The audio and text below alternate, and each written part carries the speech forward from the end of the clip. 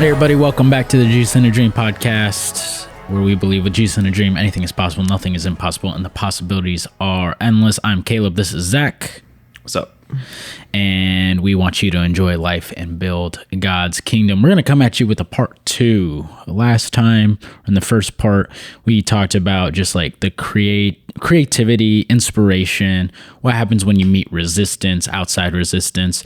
Today, I think we're going to take kind of the route of what happens when you meet internal resistance in creativity, of when you sit down and it's like the ideas just aren't flowing and it's hard to get yourself in that mindset, I guess. And I think there's a lot of practical things that we're going to talk through today because it's just a real issue, especially if you're in a position or a type of job where you just have to be creative. Like you just have no choice. You have to create content or whatever it is that you might find yourself in. Like, what are the things that you can do to I don't know if force is the right word, but force essentially. And I think like even if you're not in a position where it's like your job to be creative every day, I know for a lot of people, like if they want to write a book and they feel like they're supposed to write a book and they have an idea, but the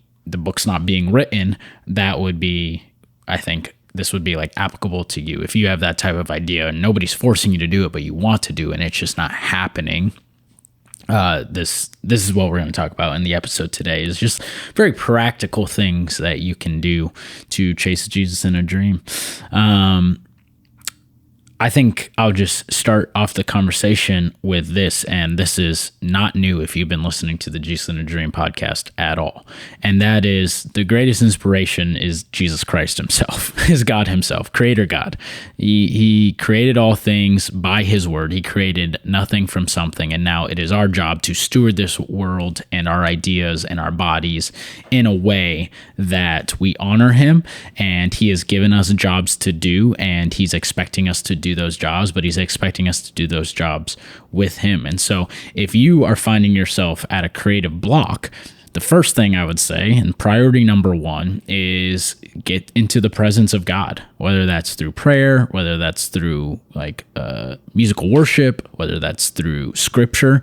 I would say it is literally impossible to be in the presence of God and not be inspired, because if you're in the presence of God and you're looking at God, you will see all of the problems with yourself and all of the problems in the world, and you'll say, I want to make myself in the world more like God. God, will you help me? And then he will give you the creative response, I believe, to solutions, to how to create solutions and how to help other people become more like him and the world that he wants.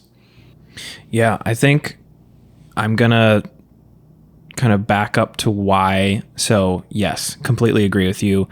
And we have implemented, both of us, putting that as our priority number 1 each day, and at least as often as possible. And I think I'll just kind of talk about kind of where we came to that conclusion, or why we came to this, adding at a minimum of, or at least we try to go for an hour of reading the Bible and prayer each morning.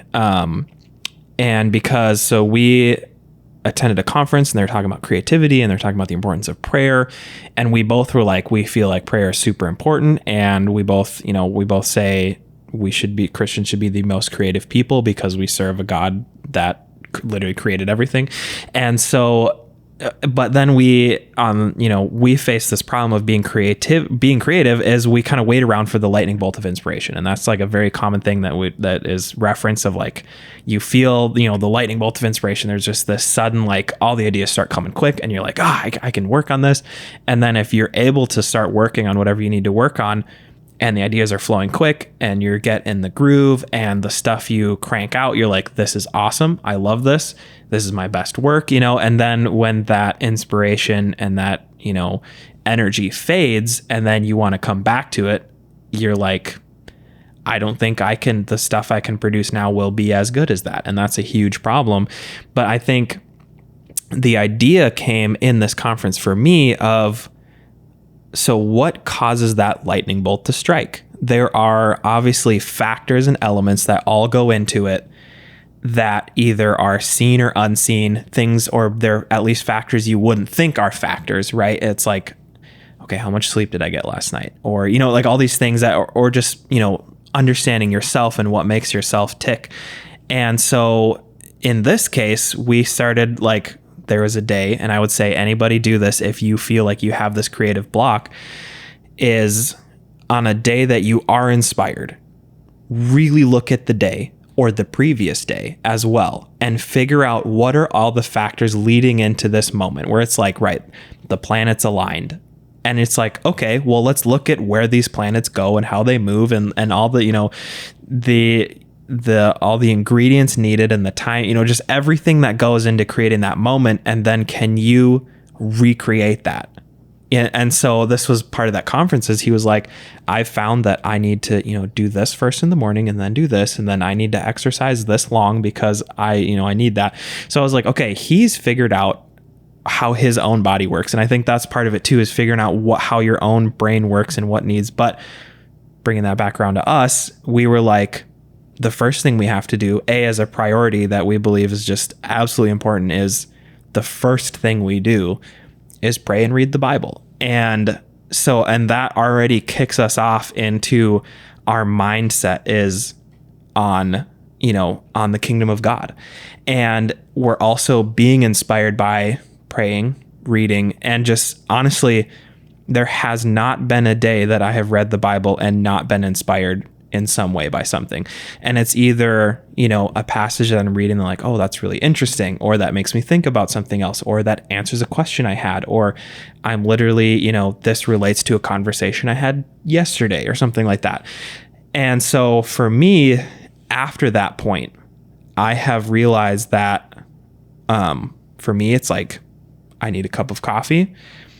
So starting my day early, the first thing I do is read the Bible, and then I get some coffee. And then honestly, like meeting with you or with anybody talking, I realize I need that face to face. It doesn't happen if I'm just by myself. And so that's something I didn't know, because I was like, okay, writing, that's what I do by myself. So in my mind, the perfect situation was no contact with anyone. I'm alone, and therefore I will have perfect focus, right? But then I realized, like, I'm normally introverted, but then it's like that extroversion, the right amount with the right people, gives me extreme amounts of energy.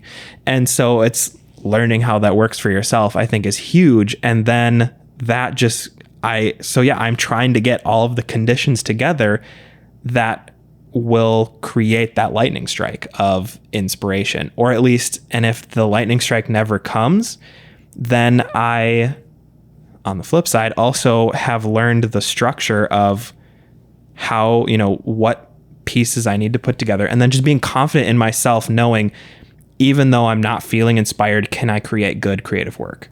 Yeah. And I think that is also just a muscle. Yeah. That's just, you got to keep doing it even when it's hard. Yeah. Can I interject right here? Yeah, go for it. Because I want to address everything that you were just saying of creating the perfect conditions. Because and I'm going to say this because of what we're going to talk about next, and Zach was about to get into it, but I want to address this first. Creating the perfect conditions is like creativity 101. That is like basic. Like that is like, I'm a trainee. I have never done this before. I don't know what I'm doing. Like, and I need to just put myself in a place where I can succeed easily. That's like what training is, right? And so for you, if you haven't been doing this for a while, or maybe you've been doing this for a long time and you haven't found success, like it is so important to, like what Zach was saying, just be intentional about how you are spending your time and then what you are consuming, because that will affect your creativity, and that will affect the lightning bolt. And at the basis of that, I mean, this is Jesus in a dream. Like, we're not doing anything without intimacy with Jesus. Like, that is again 101. That is basic. That is building block number one. Is like, you need to, if you want to be on the level that is your full potential and everything that God is calling you to do, you can't do it without him. You got to be in his presence. Now, I'm saying all that because I want to introduce this next section, and this is what Zach was going to get into. And so I'm going to toss it back to him. But he just said, like, it is a muscle that needs to be worked. The truth of life is this, is that the conditions will not always be perfect. You will always not be 100%. You will always not be in the perfect atmosphere or in the right mindset, or have just watched an inspiring film or read an inspiring book or listened to inspiring music, yet you know what you need to do. And that is, I think, the next part of this conversation, is that it is a muscle that needs to be exercised. And there's a way to do this really well without the best conditions. When we look at the greats of anything, like the greatest athletes, the greatest writers, the greatest movie filmmakers, we don't look at them and say they're great because they had an easy time of it. We look at them and say it was great because of all the things that they overcome. So if you want to be a great creative, you need to know how to be creative 100% of the time, or maybe not 100% of the time, but on the drop of a hat going, this is how I've got the process down. I know what I need to do, but I've also flexed this muscle so much that it's like, you asked me to be creative right now with, like, for me, it's like, as a communicator, I feel so confident where, like, Zach could, like, say, hey, speak on this topic right now and, like, frame it in the kingdom of God. And it's like, I can do that. It's not hard for me. It's easy. But it's because I've worked this muscle and I've learned that it's not about the external conditions. It's about how I am postured 100% of the time with God, with myself, and then with the things I'm interacting with. So I'm going to throw it back to you now, because I wanted to get that out of the way of, like, it's not always going to be perfect. And that's what we're going to talk about right now. Yeah, I think, well, I'll say it, just speaking on exercising the muscle, I think the reading and praying in the morning has never been a part of my routine. As much as I want to say it was, it has never been a part of my routine, other than, like, oh, thank you, God, it's a sunny day, right?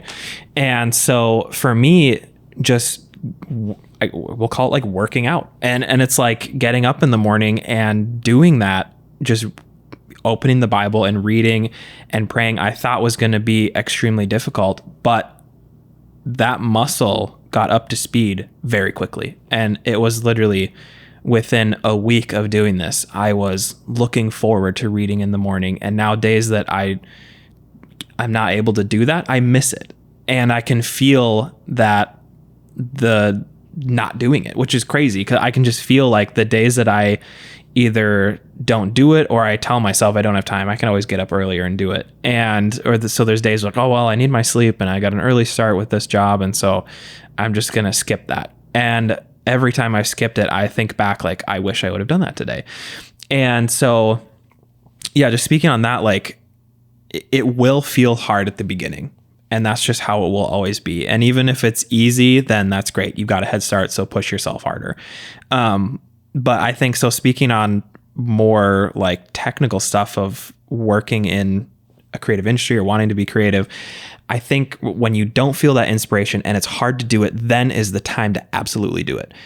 And if you're afraid of working on something where you're like, okay, I am absolutely not feeling inspired, I am not in the right headspace for this, and you're worried that you're going to either ruin the project or there's a lot hanging on the project that you're like, I know I'm not going to do my best work right now, I think it's fine to take something separate that has little to no consequence of it failing. So in terms of writing, just start a throwaway sketch or a small story that you're like, okay, this I know is going to go nowhere, but I am putting the wheels in motion and I'm forcing myself to put things together and put words together.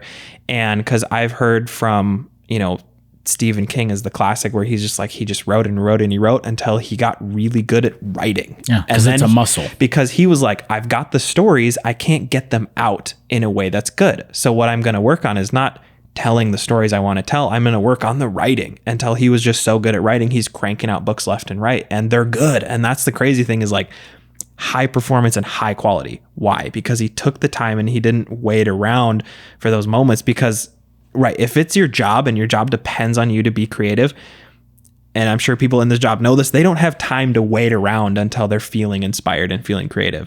And so if you're looking to get into that job or beginning in a job, or you want to do something like that, you have to learn to just get that muscle going, so that it is, there's resistance, because the other thing too is a lot of times you will think, I'm not inspired, I'm not in the right headspace, I will never get there today or in a week or something. And I've also found personally that just getting through that initial resistance is the hardest part. And then you actually do get into a groove, you do get in the right headspace.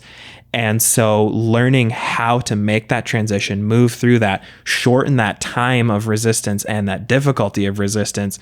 And it's, I mean, a lot of people compare stuff to going to the gym, and it's like the hardest part is going to the gym, not the workout. And it's like, why is that? It's because the resistance is strong. You don't want to do it. You don't want to put yourself through that. But if it's something you're passionate about and you love, then it's like, how do you say it? Where it's like, do you want to do what you actually want to do? Like, what do you actually want to do? Yep. Do you actually want to sit on the couch? And it's like, no, you don't.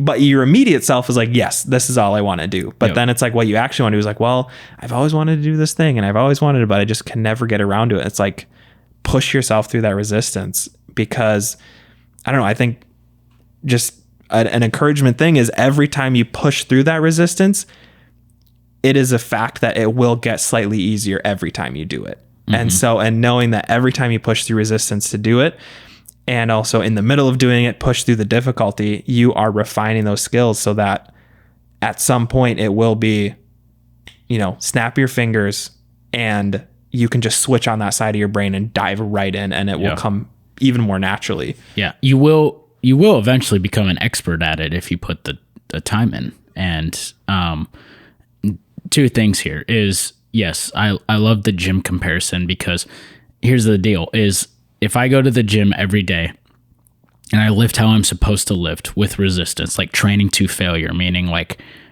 at the end of my sets, I am at the end of my energy. If I go every day for like 3 months, or like say like 5 times a week for 3 months, and I go to the gym, and I increase my weight every time, even if I miss a month of the gym and I go back, I'm still going to lift more when I come back than at the beginning of my workout journey and my workout story. And the same thing is true like for most skills, is like if you put in the work initially and go really hard, it'll become muscle memory. It'll become something that you're good at. You'll learn the technicalities, you'll learn the basics, you'll learn all of the baseline stuff, so that the next time you go in, or as you continue to do it, you'll become like an expert. And what's great about that is, like, I love your Stephen King example, is like, say like it is a job that you have to do. And it's like, if I push myself to get really good at whatever skill this is, that when I have to call on it immediately and I don't have that creative inspiration, at least I'm still going to create something that is excellent and that is well done, because I've still been practicing even when I don't feel like creative. So it might not be my best work, but it's pretty darn good work. And then for the opposite side, or not opposite side, but for people who, you're probably listening, like I think a high percent of our viewers, our listeners, are people who just want to start doing what they want to do and stop doing what they don't want to do. It's not necessarily their job. Like, it's a dream and they want to accomplish it. Donald Miller, who I really encourage you to read any book that he has or listen to his podcast, but he has like a little day planner, or like a workflow thing that he does, and he has a genius thing, because you fill it out every single day of like, well, these are the things that I want to get done, this is how much energy I have, and all that stuff. But what he adds to it that you have to fill out at the beginning of the day are, I wish I had done these 3 things today. Because then it puts you in that mindset of like, that we all get into, is like, we get to the end of a long day of watching Netflix or playing video games or laying on the couch or whatever, and we go, oh, I wish I had spent more time X, Y, and Z. It's like, if you start thinking like that at the beginning of your day, when that resistance comes, when it's time to get that done, you're going to be thinking to myself, I don't want to, at the end of today, be going, I wish I had gotten this done. And with dreams, I think it's a little more extreme than that, because it's not a thing of like, at the end of the day, I'm going, oh, I wish I had get this done. It's at the end of like your life, you're going, I wish I had written that book. I wish I had learned that skill. I wish I had been with those people. I wish I had, and like, that's scary. But it starts with today of going, what do you wish you had done? And then you don't have to wish you had done it. You just do it. And I think that is like when we're talking about the creative processes and that internal resistance, that's where, again, I'm going to go back and say it. It's like, yes, like when you first begin, you probably need to create ideal atmospheres and circumstances for you to be able to do really good work. However, at the same time, you're not going to be good at it right away. Like it's a muscle that you're going to have to work out. And so you just got to like force yourself and go, I'm going to do something today, even if I think it's terrible. And even if everybody else thinks it's terrible, because tomorrow when you force yourself to do it, it's going to be less terrible. And the next day it's not going to be bad. And the next day after that, it might actually be good. But it's never going to get to good unless you start right now with the time that you have.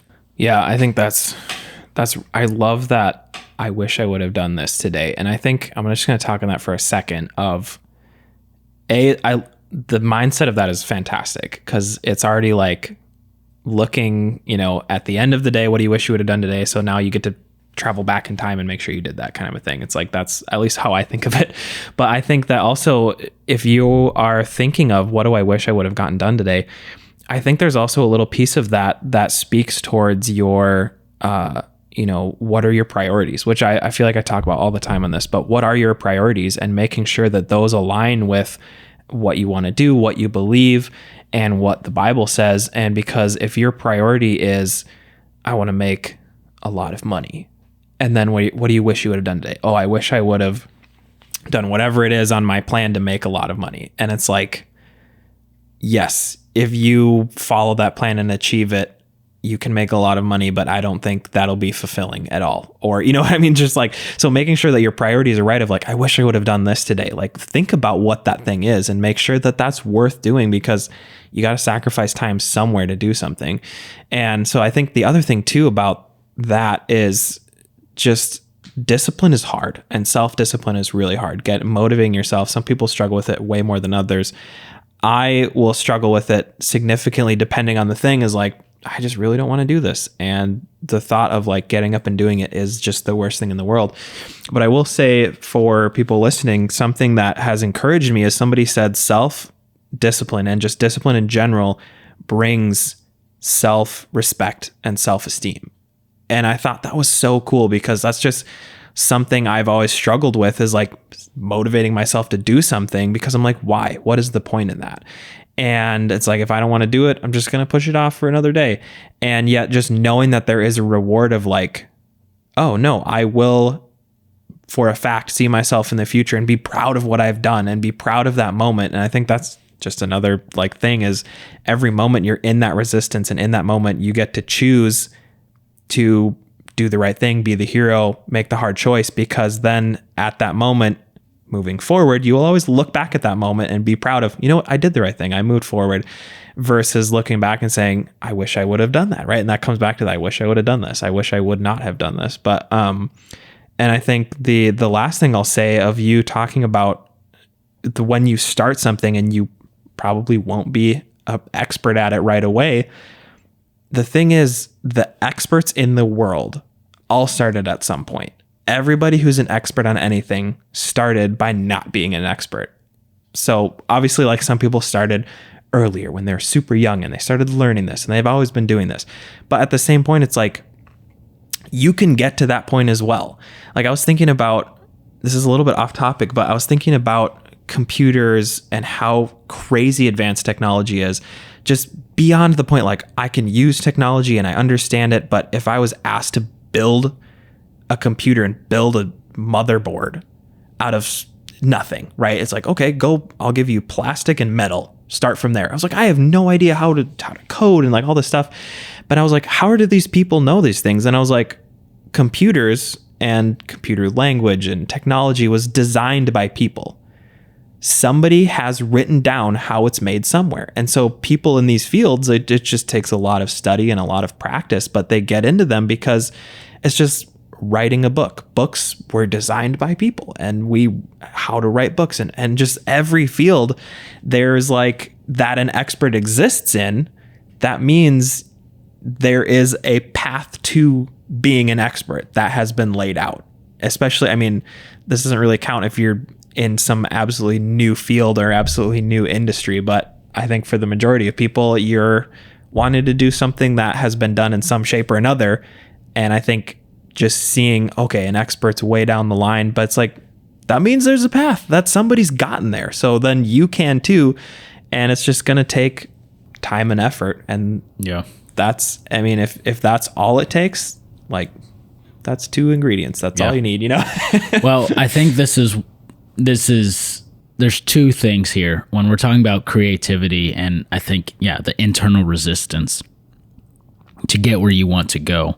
I think there are 2 ways to get where you want to go. And we've kind of covered them both here, and you just covered it with the last thing. And so maybe this is just a good place to wrap up, to get it in a very concise way, is you do it or you research it. And those are the 2 ways forward. But those are also the 2 ways that will inspire creativity within you, where, if you, again, I think writing is such a great example, because no matter what you're passionate about, if you get good at writing about it, or you're going to get good at it. And get good, son. Anyway, sorry. With writing, it's like, maybe today I'm not feeling super creative and inspired. Like, man, I have the new Star Wars, or I have the new Lord of the Rings. Okay, who cares? A way to get good and to get creative is like, just pick something random and start writing about it. Like, okay, there's a guitar in this room. What would happen if I wrote a story about a guitar? It doesn't have to be long. It doesn't have to be a novel. It doesn't have to be like even more than 500 words. But can you put logical sentences from beginning to end together that make sense and that have a plot and that have character development, and or that describe something really well, or that makes something fantastic? I don't know. Whatever it is that you're trying to, whatever genre you're trying to write, there's random word generators online. Just go on there, hit it, and then force yourself to like write about it. Because if you're having trouble to come up with the ideas are all around you. And then your brain it works in a way where it solves problems. Like, our brains are literally created to solve problems, and you will solve the problem of the mystery of the stolen guitar as you write it, and you will get better at writing, and you will get creative. Like, the lightning bolt is all around us. And then the second thing I was going to say is research. You're so right. We live in an age right now where, like, if you're listening to my voice, you have the internet, and the internet is full of research and people who have been there, done that, people who have failed, people who have succeeded. And it really doesn't matter like what you read. If you have the wisdom to go, I want to be like this person, or I don't want to be like this person, or this person failed, that doesn't mean I don't have anything to learn from them. I can actually learn a lot from them. Or this person succeeded. What are the elements of their success that I can apply to where I'm at right now? And those are 2 things. One, forcing yourself to just hone your craft, to like practice it even when the inspiration isn't there. But 2, going out and like researching, because as you research, you will get inspired as well. Like, the ideas will flow, as we talked about in part 1. And so at the end of the day, what we're saying is, like, you need to read the Bible, you need to pray, you need to get into God's presence. But then the very practical side of that is, yes, create circumstances and atmospheres that promote creativity, because some of those places do exist. And like Zach was saying, you got to know your body, know how your brain thinks, and all of that stuff. But your goal should be to move past that to where like you are an expert at whatever it is that you do, and that you can create a creative idea literally from anything, because that will show that you're an expert. And that's how you'll know if you're an expert as well. It's like, oh, it gets really easy for me to just talk about Jesus when any topic is brought up. And that's something that, like, when you're talking about, like, I'm proud of. Like, I'm proud that, like, I have dove into the scriptures and read a lot of books and, like, understand, like, how the world works at, like, spiritually and all of that stuff. And that's like what I'm passionate about and what I love to do. And for Zach, it's like and he can speak to, I don't know how much time we have left, but he can speak to this. It's like when he watches a film, because he has expertise in these things, he understands how his own ideas will flow when he looks at his own ideas and the world around him. Yeah, I'll add one last piece here before our time's up, but I love what you said about how our brains are designed to problem solve. And I can speak to this directly of just issues. And once again, I'll be speaking from a story writing perspective, but when you come across, let's say you're a plot hole in your own story. For me, let's say I'm like, okay, I've got these characters doing this. I need to figure out how to get them there. And I just cannot think of how it's done. There is no problem with taking that. I see no issue with taking that problem and putting it on the back burner. This does not mean it is forgotten about and shut away and I'll come back to this later. It's okay, I'm going to marinate on it and I'm going to let my brain do background processing.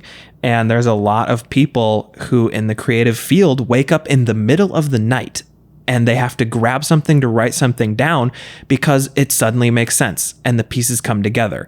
And there's just amazing phenomenon of how our brains work and the subconscious. And as you go throughout your day, random pieces of information come in and your brain says, okay, is this a solution to that problem?